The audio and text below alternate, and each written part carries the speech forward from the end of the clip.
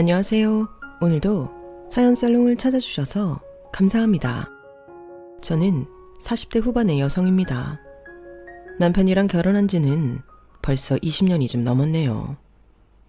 결혼 전에도 물론 이런저런 일은 많았지만 결혼하고 나서는 다들 결혼이 인생 이막이라고 하는 이유가 있구나 싶을 만큼 정말 많은 일들이 있었던 것 같아요. 결혼 전에는 비교적 평온하고 오르막 내리막이 적었던 반면 결혼하고 아이가 생겨 내 가정을 이루자 그전에는 상상도 못했던 다양한 이유로 풍파가 생기더군요. 그래도 그나마 다행인 건 외부적인 풍파를 제외하면 가정 안에서 일어나는 내부적인 풍파는 비교적 거의 없었다는 점이었어요. 40대가 되고 나니 이런저런 그들만의 이유로 갈라서는 부부도 꽤 많이 봤고 생각보다 가정의 형태가 굉장히 다양해지더라고요. 20, 30대는 참았다가 40대가 되니 안 맞는 부분을 서로 참고 살던 게 터져서 헤어지는 부부가 참 많더라고요. 그러는 와중에도 저희 부부는 딱히 큰 갈등 요소라는 게 없었고 어디 가서 이야기할 만한 시댁 문제라는 것도 딱히 없었어요. 참 운이 좋았던 거죠. 그래서 사실 저는 이런 채널이 있는 줄도 몰랐어요. 생각보다 시댁이나 남편과의 갈등이 심한 집이 많다는 걸 뒤늦게야 알게 되었죠.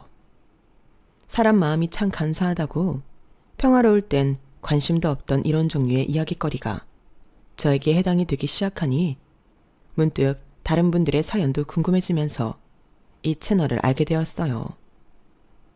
저는 결혼 정년기쯤 오랜만에 재회한 대학 동기를 통해 남편을 소개받게 되었어요.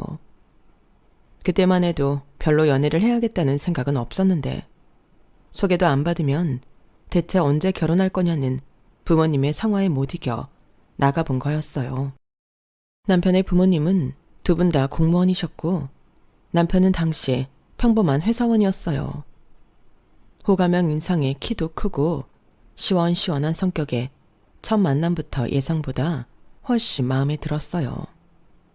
친구도 남편이 성격이 참 괜찮다며 소개를 시켜준 거였고 워낙 흔한 멘트라 반은 믿고 반은 안 믿었었는데 정말로 그 성격이 참 마음에 들더라고요. 애매하게 사람 헷갈리게 하는 것도 없고 한번 이거다 싶으면 직진하는 성격에 아니다 싶으면 미련 없이 털어버리는 스타일이더라고요. 저는 우유부단하거나 아무런 목적 없는 사람을 싫어하는데 목적이 생기면 끝까지 밀어붙이는 끈기에 성취욕까지 있는 사람이라 몇 번 만나보지 않았음에도 확 끌렸고 다행히 남편도 마찬가지였던 모양이에요. 저희는 4번의 만남 끝에 정식으로 교제를 시작했어요. 나이가 나이인 만큼 자연스럽게 결혼을 전제로 한 만남이었죠. 요즘에 이런 말을 하면 좀 시대착오적이라고 생각할 수도 있겠지만 그때 당시 제 꿈은 현모양처였어요. 제가 어렸을 때는 지금만큼 여성분들이 대학을 대부분 졸업하거나 직업을 갖고 일하는 분위기는 아니었거든요. 그렇다 보니 많은 여자들이 현실적으로는 좋은 남편 만나서 시집 잘 가는 게 최고라고 여기던 때가 있었죠. 저는 저희 엄마처럼 사는 게 꿈이었어요. 아직까지도 제 인생에서 가장 큰 복이라고 할 수 있는 건 저희 부모님이라고 할 수 있거든요. 젊은 시절 사업을 크게 번창시키는데 성공하신 친할아버지의 재산을 물려받은 아버지 덕분에 유복하게 살았던 건 물론이고 엄마께서도 재산을 헛되이 쓰지 않고 사놓은 땅값이 많이 올라 저의 유년 시절은 경제적으로 풍족하고 여유가 있었어요. 아버지도 대기업 임원까지 열심히 일하셨고 어머니는 그런 아버지를 내조하시면서 저희 가족은 화목하고 평화로웠죠. 유일한 흠이 있다면 제가 어렸을 때는 남아선호 사상이 강했던 때라 제 위에 있는 오빠가 부모님의 기대와 사랑을 좀 독차지하는 면이 있었어요. 그래도 막내고 딸이라고 많이 예뻐해 주시고 사랑도 많이 주셨지만 그 시절 분위기상 아무래도 아들과 딸은 대접이 다를 수밖에 없었던 것 같아요. 좀 서러울 때도 있었지만 그땐 주변 남자 형제를 가지고 있는 친구들만 봐도 다 비슷비슷하던 때라.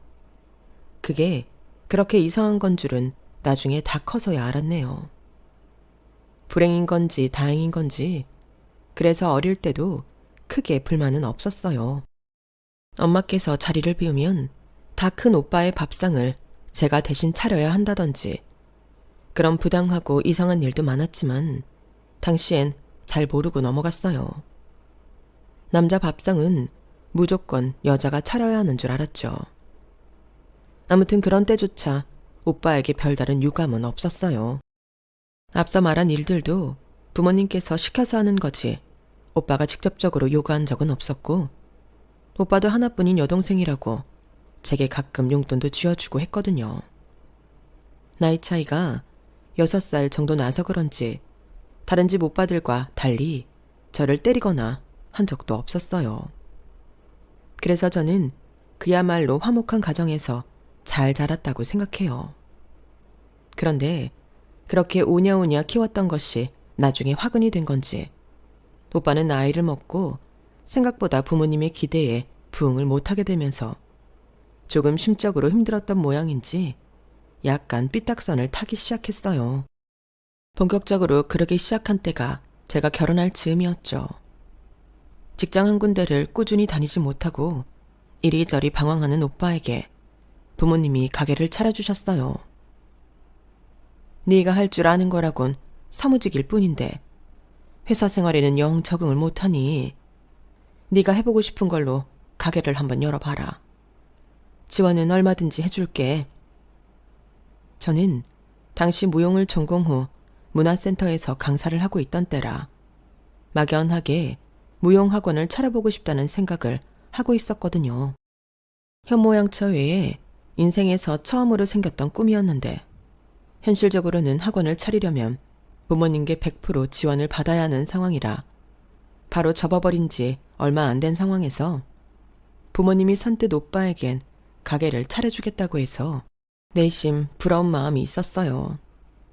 하지만 저는 그때 남편과 결혼을 앞두고 있었고 아이를 낳고 가정을 꾸리면 가정에 집중하고픈 마음이 동시에 있었기 때문에 오빠라도 하고 싶은 일을 하고 살면 좋다고 생각하고 말아버렸죠. 그런데 오빠가 사고를 치기 시작한 건 그 가게를 차려준 이후부터였어요. 미선아, 잘 지내지? 엄마, 안 그래도 전화 한번 드리려고 했는데 엄마는 별일 없으시죠? 별일이 없었으면 좋겠다만 내가 진짜 성훈이 때문에 미치겠다.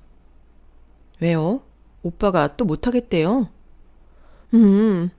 애가 왜 이렇게 진득한 맛이 없는지 뭐 하나 시작했으면 끝장을 봐야 하는데 좀 안 된다 싶으면 바로 접고 다른 거 하겠다고 난리를 치니 내가 제명에 못 살겠다 정말.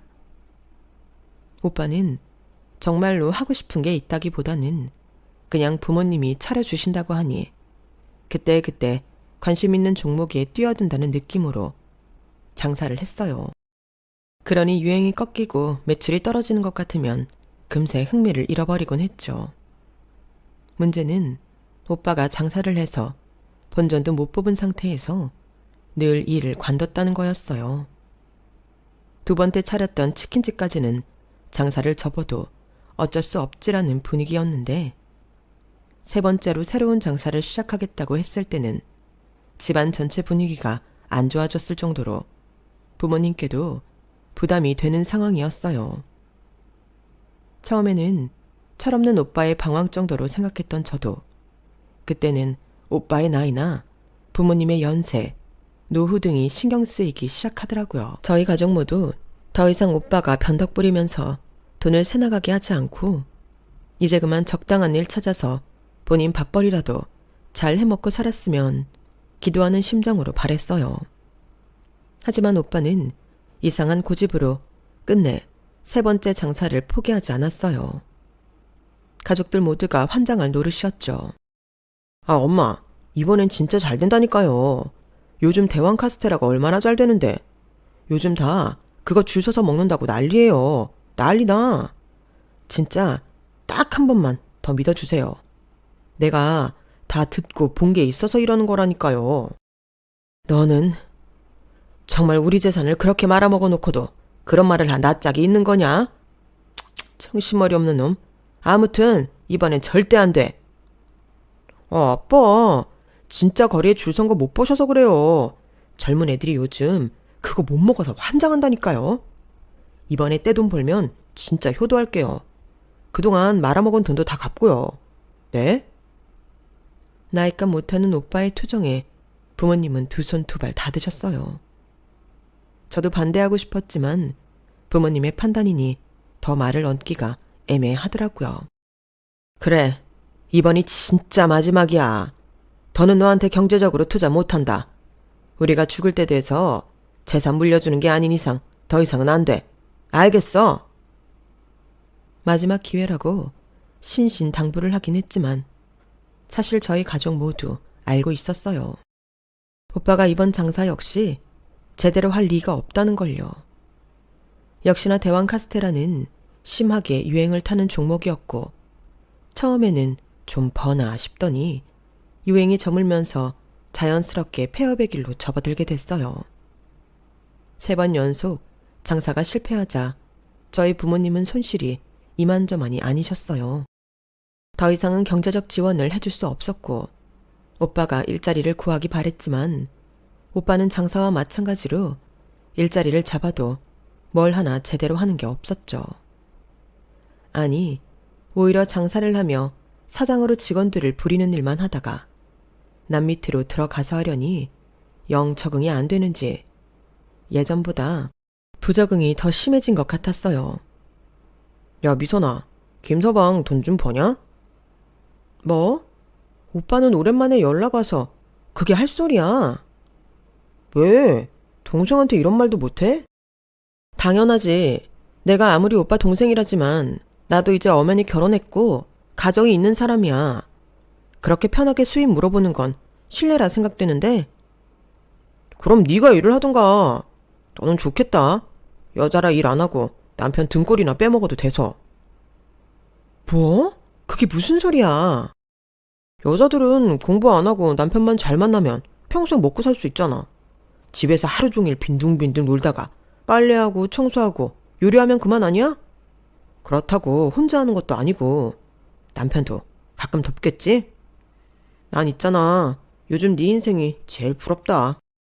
오빠가 뭔데 내 인생을 그렇게 쉽게 판단해? 나도 나한테 처음으로 생겼던 꿈 오빠 때문에 접었어. 부모님한테 지원 부탁해볼까 생각까지 들었을 정도로 꽤 진심이었는데 오빠가 직장 그만두면서 안 그래도 오빠한테만 쏠리던 경제적 지원이 규모가 더 커져서. 그리고 솔직히 편하게 산 건 오빠 쪽이 더하지 않아? 나는 결혼 전까진 성실하게 열심히 일했어. 결혼하고는 나도 그렇지만 남편도 내가 육아에 집중하길 원해서 일을 그만둔 거고 오빠는 어릴 때부터 엄마 아빠가 잘못을 해도 오냐오냐 실수를 해도 오냐오냐 하고 방 청소를 스스로 해본 적도 밥 한 번 제 손으로 차려 먹어본 적 없지. 도대체 그동안 엄마 아빠가 인간대라고 공부시켜준 건 다 어디로 가고 이렇게 망나니가 됐어. 솔직히 오빠 장사 3번 말아먹고 우리 집 재산 절반 이상 말아먹는 동안 나는 오빠한테 불평 한 번 안 했어. 오빠도 오빠 나름대로 힘든 점이 있겠거니 싶어서. 근데 오빤 뭐야? 내가 어떻게 지내는지 관심도 없으면서 싫은 소리 좀 했다고 대뜸 내 인생이나 비난하고. 오빠가 그러고도 오빠야? 그러고도 인간이야? 그래, 부모님이 오냐오냐 키워서 내가 이렇게 된 거야. 근데 뭐 부모님이 마냥 오냐오냐만 하신 줄 알아? 내가 장남이니까 똑똑해야 된다고 집안을 더 일으켜 세워야 한다면서 괜한 욕심부려서 부담감 팍팍 준 게 우리 부모님이야. 너는 막내니까 예쁨만 받고 자라서 모르겠지만 그런 부담감이 날 얼마나 병들게 했는지 네가 알기나 해? 기가 막혔어요. 싸우던 당시 나이가 40이 넘어가던 양반이 그런 소리나 하고 있으니 얼마나 어이가 없었겠어요. 오빠가 애야?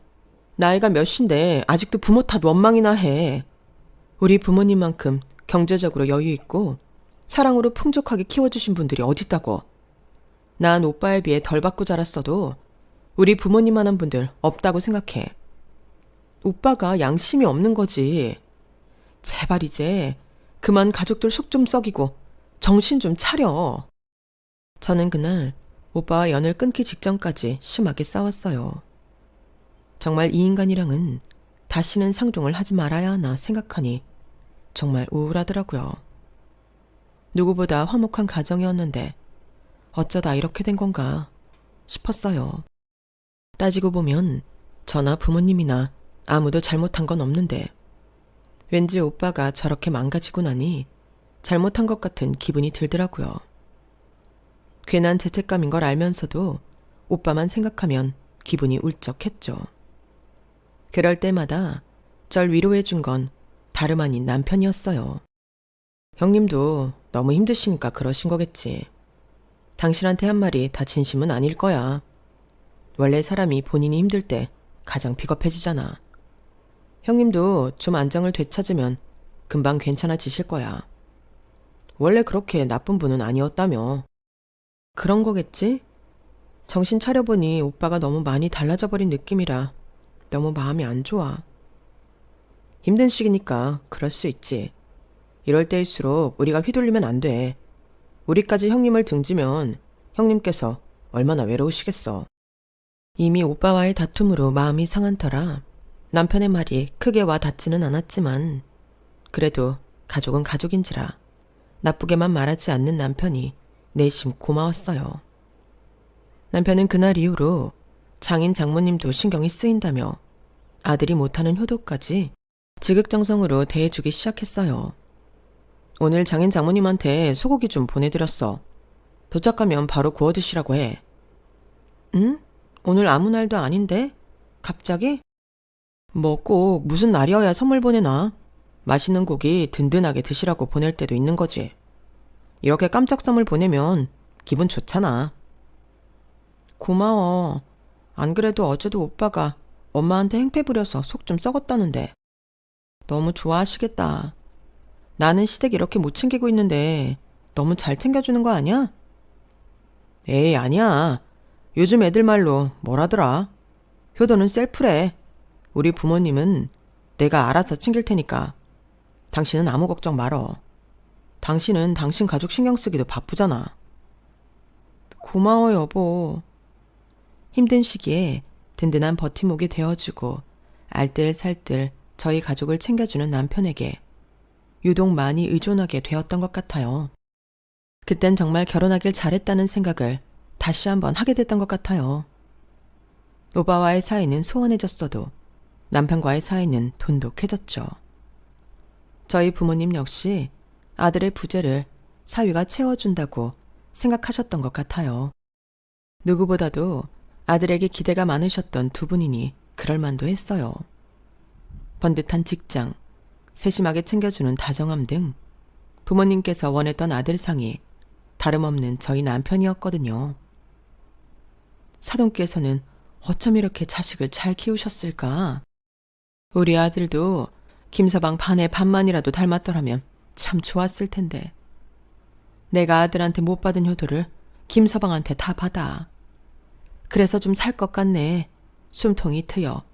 고맙네 김서방. 그러게 말이야. 나도 어디 가서 아들 자랑은 못해도 사위 자랑은 할 말이 많아. 어쩜 이렇게 처가한테 잘할까.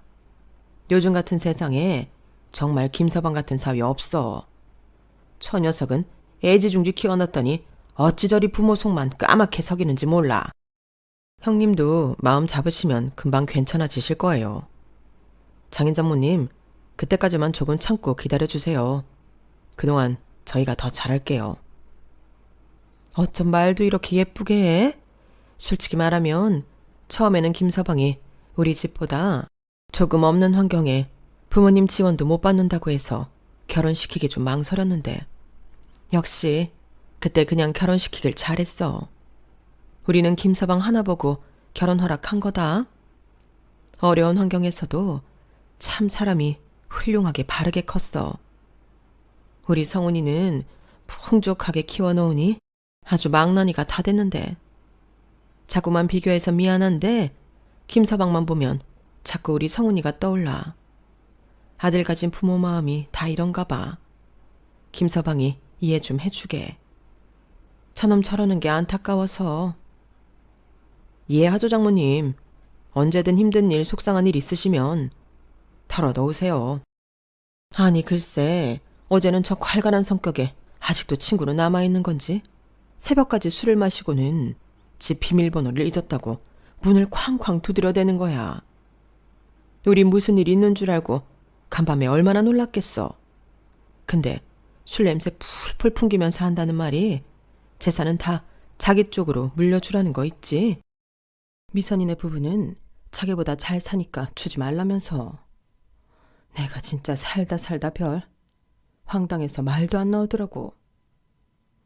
그러니까 아무리 내 자식이라지만 우리도 사람인지라 저놈한테 몇 년을 내리 시달리고 나니 참 곱게만은 보이지가 않아. 저놈한테 쏟아부은 게 얼만데 저놈 효도는커녕 불효나 신나게 저지르고 있으니 곱게 봐줄래도 그게 힘들어서 말이야. 우리가 바보도 아니고 저놈한테 더 이상 줄 돈은 없어. 우린 투자할 만큼 투자했거든. 우리 착한 딸은 지 오빠에 비해 뭐 받은 거 하나도 없는데도 불평불만 없이 이렇게 잘 사는 거 봐. 기특해 죽겠다니까. 우리 남은 재산은 다 미선이한테 줄 거야. 우리도 사람인데 우리한테 잘하는 자식한테 주고 싶지. 안 그래? 맞아. 저놈 자식한테 줄 재산 있으면 차라리 우리 김서방을 주는 게 낫겠다니까. 우리가 재산 안 주겠다니까 길길이 날뛰면서 집에 있는 물건 다 때려 부수는 정신 나간 놈한테 주느니 야무지고 똑똑하고 우리한테 잘하는 김서방한테 주는 게 낫지. 아이, 너무 과찬이세요. 저는 그냥 사위로서 해야 할 도리를 하고 있는 것뿐인데요.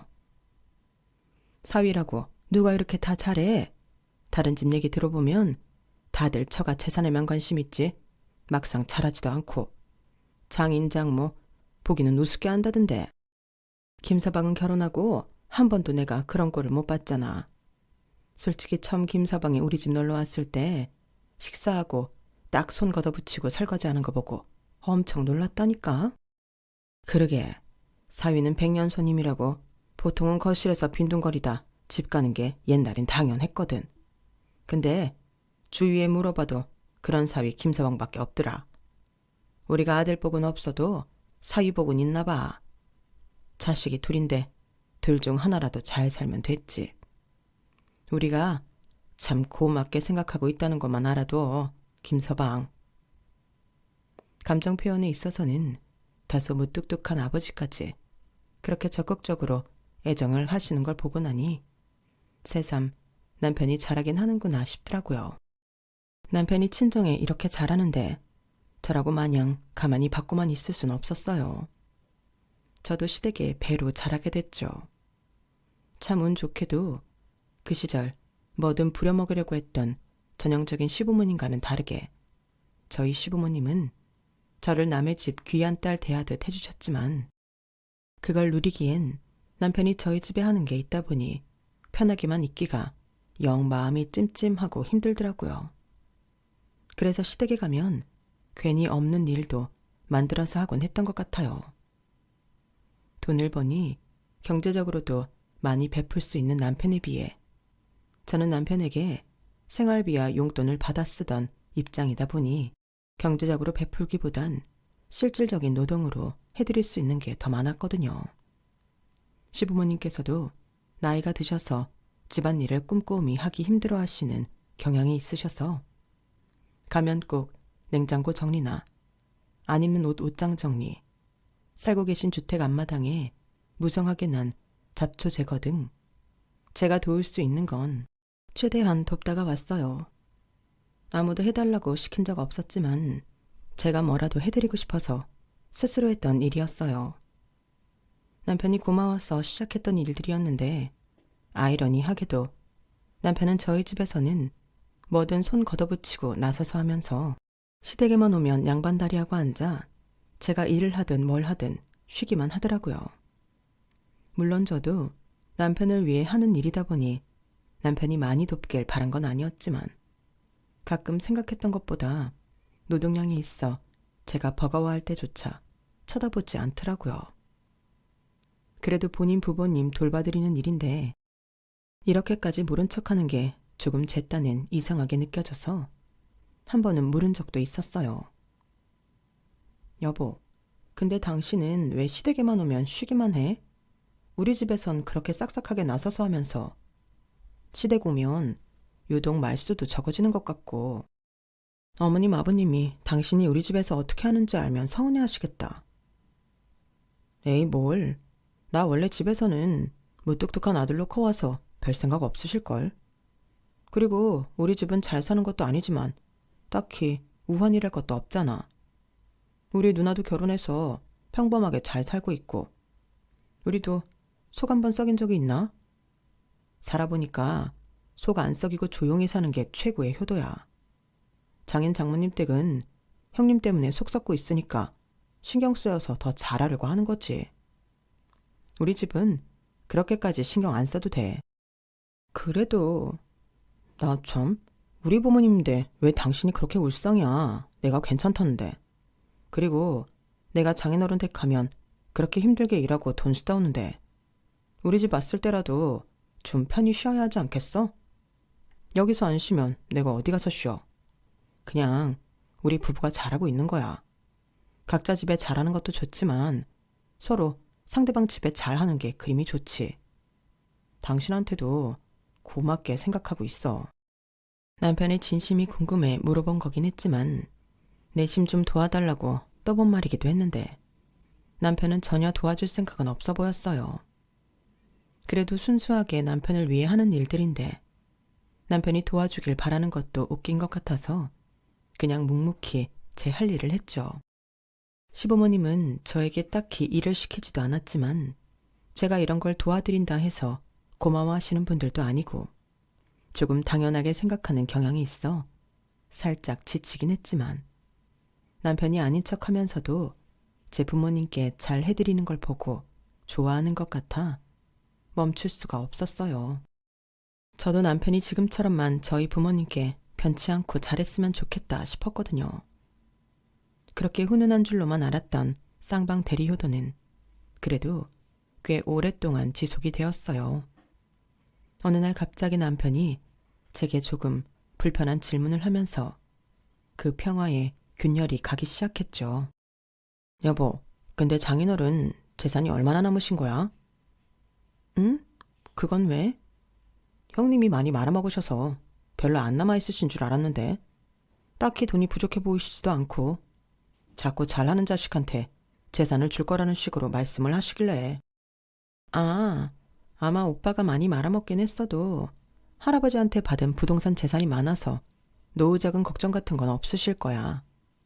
아마 우리한테 물려준다는 것도 그거 같고. 그래? 그게 정확히 어떻게 되는데? 글쎄, 오빠가 말아먹기 전엔 대충은 알고 있었는데 지금은 뭐 얼마나 있으신지 모르겠는데 근데 그건 왜 궁금해해? 우리 부모님이 그냥 하는 소릴까봐? 아니. 그냥 궁금할 수도 있지. 왜 그래? 남편이 어색하게 웃는데 뭔가 기분이 묘하더라고요.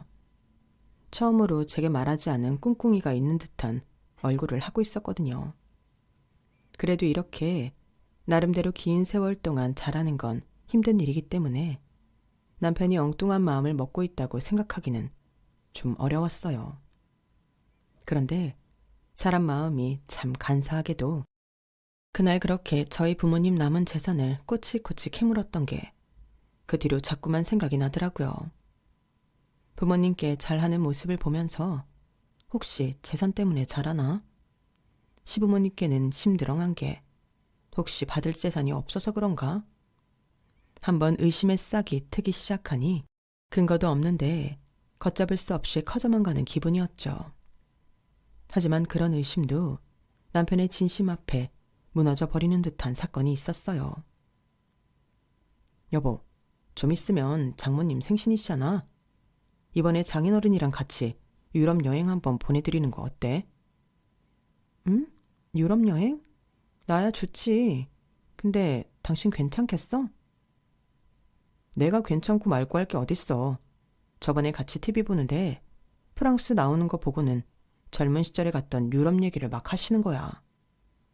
신나게 말씀하시는데 아련해 보이기도 하고. 지금은 체력이 안 돼서 못 가겠다고 하시는데 우리가 보내드리면 그래도 못 이긴 척 갔다 오시지 않을까 싶어서. 나는 시부모님한테 여행도 못 보내드리는데 정말 고마워 여보. 에이 고맙긴. 장모님도 장인어른도 날 정말 아들처럼 대해주시는데 이 정도는 해드려야지. 유럽 여행이면 적은 돈도 아닌데 그걸 선뜻 저희 엄마 생신에 선물해드리겠다는 남편을 보며 남편의 순수한 의도를 괜히 의심한 스스로에게 실망하고 죄책감을 느꼈어요. 생각해보면 오빠 때문에 힘들었을 때 제게 힘이 되어주기도 했고 부모님께 오빠의 빈자리를 대신해 아들 노릇을 해준 고마운 남편인데 고작 남은 재산 물어봤다고 그동안의 진심을 다 왜곡해버린 것 같아 너무 미안하더라고요. 그래서 하루는 남편에게 서프라이즈 이벤트를 해주기로 결심을 했죠. 요즘 들어 남편이 야근이 잦아 끼니를 거르는 때가 많다고 해서 영 신경이 쓰이던 참이었거든요. 사무실이 많이 건조해서 힘들다고 했던 것도 생각나서 작은 가습기도 챙기고 3단 도시락통을 꽉꽉 채운 육첩 반상 도시락과 함께 곧 있을 남편 생일로 미리 돈을 모아 사뒀던 명품 지갑을 챙겨 남편의 회사로 갔어요. 예전에도 남편이 야근을 할 때 회사에 간 적이 있어 길은 익숙했죠. 남편의 사무실 앞에 사원증을 찍고 들어갈 수 있는 구조라 사무실 앞에서 남편에게 전화를 걸었는데 통화 중이라는 음성이 뜨고 전화를 안 받더라고요. 조금 있다가 전화하려고 기다리는데 남자 화장실 쪽에서 익숙한 목소리가 들려왔어요. 그니까. 야, 니네도 처가가 재산 좀 있는 것 같은데 잘 좀 해. 우리가 백날 이렇게 쎄 빠지게 돈 벌어봤자 모이는 거 하나 없다니까. 티끌 열심히 모아봤자 대대손손 물려받는 재산만 못해. 처가가 좀 못 같아도 그냥 네 자아는 없다 생각하고 충성을 바쳐. 그렇게 해서 재산 받아내면 앞으로가 편한데 그것도 못 참냐? 니네는 적어도 짜증나는 망나니 형님 같은 사람도 없잖아. 내가 그 인간 때문에 진짜 몇 번을 포기할 뻔한 줄 알아. 아 진짜 맨날 나한테 전화해서 돈 빌려달라는데 죽여버리고 싶더라. 그래도 장모님한테 말하니까 그냥 자기 돈 주라대. 그래서 다행이었지. 그래서 장모님 돈으로 그 인간 돌려막게 했잖아. 그리고 그 짓 할 때마다 미안하다고 나한테 덤으로 돈도 100만 원씩 줬다니깐. 대박이지. 아들 잘못 키워서 사위한테까지 피해줘서 미안하다고. 아내는 당연히 모르지. 비밀로 해달라는데 당연히 비밀로 해드려야지. 아내가 알아서 좋을 게 뭐 있어. 나는 귀찮은 망나니 떼내고 그럴 때마다 100만 원씩 받고 그 돈으로 효도해서 환심 사고 이보다 더한 선순환이 어디냐. 최근에는 나한테 남은 재산 주기로 약속까지 하셨다니까. 어차피 나한테 주는 게 딸한테 주는 거랑 똑같은 것 같다면서. 대박이지. 아우, 나 이 재산 받으면 이혼하고 어디 젊은 여자나 좀 꼬셔볼까 봐. 재산 많다 하면 들러붙을 멍청한 여자애들 많을 텐데. 아내? 아내는 아무것도 모르고 우리 집에 충성하고 있는 게 좀 미안하긴 한데. 어쩔 수 있나. 세월이 이렇게 흐르니 사랑은 개뿔. 자식같이 키운 전우애밖에 안 남았다. 너도 뭔지 알지? 야, 두고 봐라. 이번 여행만 끝나고 돌아오면 그 집안 재산 다 내 거 된다. 이번엔 마음 확실히 굳히시라고 내가 그동안 받은 돈 모아놨다가 확 푼 거야. 이 돈이 더 큰 사랑으로 돌아올게 너무나도 분명해 보이거든. 형님 하는 거 잘 봐놨다가 너도 써먹어라. 이거 어디서 돈 주고도 못 들을 깡이야. 화장실에서 들려온 저질스러운 대화의 주인공은 다름 아닌 남편이었어요. 처음엔 믿을 수가 없어 제 귀를 의심했지만 길어지는 통화에 거듭 반복되어 들려오는 목소리는 의심할 여지 없이 제 남편이었죠. 남편의 입에서 나온 말들은 하나같이 제가 알고 지내던 남편과는 정말 다른 사람 같았어요. 뒤늦게 밀려오는 배신감에 저는 정말 기가 막히고 팔짝 뛰겠더라고요. 혈압이 급상승해 당장이라도 쓰러질 것만 같았어요. 저는 남편이 나오기만을 기다렸어요. 남편은 신나게 떠들던 통화가 끝나자 손을 씻고 나오더군요. 제가 어두운 복도에 우두커니 앉아있는 걸 본 남편이 소리를 질렀어요. 여보, 이 시간에 여긴 어쩐 일이야? 어쩐 일이긴. 난 네가 그딴 생각 품고 있는 줄도, 우리 부모님 돈으로 효도하면서 환심 사고 있는 줄도 모르고 너무 고마워서, 당신한테 너무 고마워서 얼마 안 남은 당신 생일 미리 챙겨주려고 이렇게 다 준비해 왔는데, 이 나쁜 자식아, 네가 그러고도 사람이냐? 너는 편하게 우리 부모님 돈으로 효도할 때 나는 다 몸으로 일일이 뛰어가며 지극정성으로 잘해드리려고 했던 난 어쩔 건데. 살다 내가 너처럼 앞뒤 다른 인간은 처음 본다. TV에 나와도 소름 돋을 캐릭터가 내 남편이라니. 우리 부모님이 재산 준다 하니까 정말 다 네 거 같디? 내가 당신 실체 다 밝힐 거니까 꿈도 꾸지 마. 아이 참, 여보 왜 그래? 남자들끼리 가오 잡겠다고 한 대화야. 자식이 자기네 처가도 꽤 잘 산다고 은근 자랑하잖아. 그래서 한 소리야. 응? 오해하지 마 제발. 오해는 무슨 오해. 녹음 다 떴는데. 한번 앉아서 같이 들어볼래? 오해인지 아닌지? 너는 이제 죽도 밥도 없는 줄 알아. 사람이 어떻게 이렇게 겉과 속이 다르니? 이런 소름 돋는 인간. 너 같은 인간한테 속아서 아들처럼 예뻐한 우리 부모님이 불쌍하다. 어? 여보, 근데 뭘 그렇게 싸들고 온 거야? 그 명품 로고는 뭐야? 넌 이 와중에도 이게 궁금하냐? 원래 너한테 줄 생일 선물이었다. 이제 아니지만. 너는 이거나 주워 먹던가. 맨날 집에 와서 배고프다 징징대지 말고. 저는 뻔뻔하게 명품 봉투를 가리키는 남편의 머리 끝까지 화가 나서 도시락통을 남편 몸통에 던져버렸어요. 단단한 데다 3단 도시락이라 크기도 크고 무게도 꽤 돼서 남편은 억소리를 내며 휘청거렸어요. 도시락통이 던져지면서 뚜껑이 다 열리는 바람에 남편 수트는 음식물 범벅이 됐죠. 저는 그 길로 소리치는 남편을 뒤로하고 집으로 와서는 남편이 자주 입는 옷가지와 물건들을 대충 짐가방에 챙겨 집 밖에 던져놨어요. 집 비밀번호는 바꿨고요. 남편의 실체를 알게 됐는데 같은 집에 있고 싶은 마음이 전혀 안 들더라고요. 저희가 살고 있던 집도 저희 엄마 명의의 집이었기 때문에 나가도 남편이 나가야지 제가 나갈 이유는 없었거든요. 부모님께는 당장 남편의 실체를 밝히고 싶었지만 남편이 보내드린 유럽 여행을 한참 즐겁게 하고 계셨던 때라 여행의 즐거운 분위기를 망치고 싶지 않아 때를 기다렸어요. 여행을 다녀오신 뒤에는 제가 구구절절 녹음했던 걸 들려드릴까도 생각했지만 너무 충격을 받으시거나 기분이 많이 상하실까봐 차마 그러지 못하겠더라고요. 아들이 속 썩이는 것만으로도 힘들어 하셨는데 믿었던 사위가 배신했다는 생각은 안 하게 해드리고 싶은 마음이 커서 성격 차이로 헤어지고 싶다고 말씀을 드렸어요. 부모님은 처음에는 아쉬워하며 말리긴 하셨지만 제가 불행한 건 바라지 않는다고 하셨어요. 어떤 길을 택하든 제가 스스로 행복해지는 길을 택하라고 응원해 주셨죠. 저는 깔끔하게 이혼하고 싶었지만 남편이 합의 이혼을 해주지 않아 소송까지 가게 됐어요. 이혼하고 싶지 않은 이유도 어쩌면 저희 집에서 떨어질 콩고물이 없어질까봐 그러는 게 뻔히 보여서 참 역겹더라고요. 이혼 소송 과정에서 남편은 추할 대로 추한 행보를 보였고 결과적으로 말씀드리면 저희 부모님도 그때 남편에게 남아있던 좋은 감정들을 차차 정리하셨던 것 같아요. 아무리 사위가 백날 잘해봤자 부모님 팔은 안으로 굽어 든든한 딸의 편에 서주셨죠.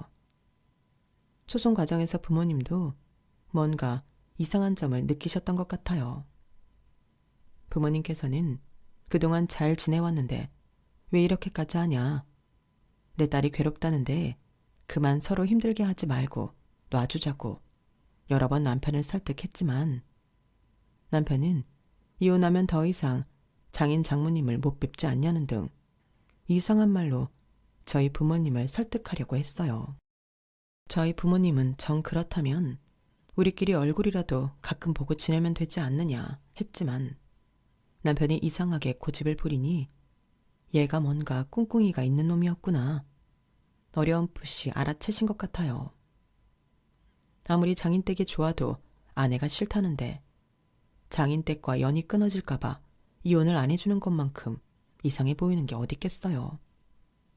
남편이 컨셉을 잘못 잡아도 한참 잘못 잡았던 거죠. 그 이후에도 남편은 유럽 여행으로 그동안 열심히 받아다 기껏 모은 돈까지 날려버리자 아깝다고 생각했는지 저희 부모님께 몇 푼이라도 더 뜯어내려고 자꾸 연락을 시도하는 것 같았어요. 부모님도 그걸 불편하게 생각하셨고 저는 어차피 이제 끊어진 인연이니 예전처럼 아들로 생각하지도 말고 칼같이 거절하시라 하고 남편의 모든 연락처를 부모님 휴대폰에서 차단시켜 버렸어요. 부모님도 딸과 헤어진 사위에게는 더 이상 경제적 지원까진 해줄 생각이 없으셔서 다행이었죠. 그동안 이런 식으로 콩고물 떨어질 것만 기대하고 저희 가족 모두를 속여왔다고 생각하니 자다가도 괘씸하고 분해서 잠이 확 달아나더라고요. 하루에도 몇 번씩 생각하면 울컥했어요. 더 늦기 전에 알게 되어 천만 다행이긴 했지만요. 저는 이혼한 이후로는 학습지 교사 일을 구해서 하고 있어요. 적지만 제가 번 돈으로 부모님께 맛있는 것도 사드리고 좋은 옷도 사드리고 하니 기분이 되게 좋더라고요. 이런 맛에 돈을 버는 건가 싶기도 했고요. 경제권이 나에게 있는 행복을 이제라도 알게 되어 참 다행이다 싶어요. 그동안 남편에게만 기대어 돈을 받고 살아왔던 삶이 조금 아깝긴 하지만 어쩌겠어요. 지금부터가 제 인생의 산막이라 생각하니 그리 나쁘지만은 않은 것 같네요. 더 열심히 효도하며 저도 잘 살아보겠습니다. 응원해주세요. 제 이야기는 여기까지입니다. 항상 여러분께 행운이 가득하길 바랍니다. 여러분, 사연 댓글에 응원과 현명한 조언 부탁드려요. 좋아요와 구독은 저에게 큰 힘이 됩니다. 오늘도 좋은 일 가득하세요.